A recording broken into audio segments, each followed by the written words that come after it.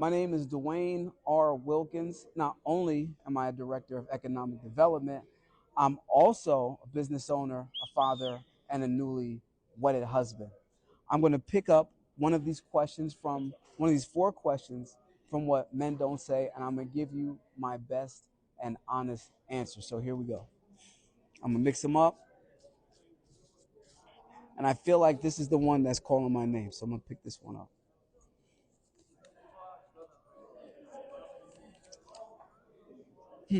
Why do you think men struggle more with suicide? And can you share a difficult time in your life and how you overcame it?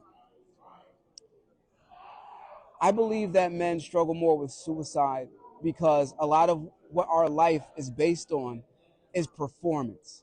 And if we feel like we're underperforming, which means in career, in family, whether that's, your family parents, brothers, sisters, cousins, or family as in husband duties, fatherly duties, then if we're underperforming, you might feel like you're not living up to the example, you're not living up to your potential, you're not living up to the expectations of the people around you. And sometimes it's easier to just end it all versus deal with the stress and shame, which is a big word for men. The shame of not performing at that high level. There's a lot of pressure there. Have I struggled with that? Absolutely. Absolutely. As an entrepreneur, things can be very hard, right? I've had 100 jobs. This is what my mentor says. Luckily, this one stuck. I've had 100 jobs, and the reason I've had 100 jobs is because of this. I always had bigger dreams and aspirations for myself. But as I'm walking down this road of entrepreneurship, consulting, and living different lives and taking different paths to get my family over the hill to the other side, I've had some shortfalls. I've had those shortfalls while having children, being in relationships, and that stuff is hard. I've lived on the street before, I've been homeless before, and in those moments,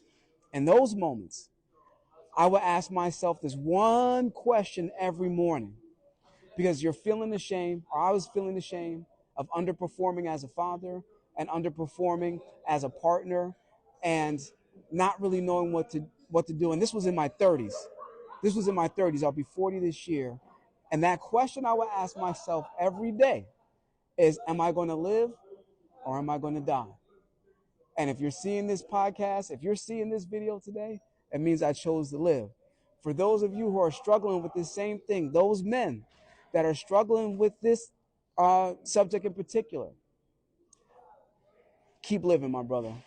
We need you. Stay there. Get connected with the folks that are putting this podcast together.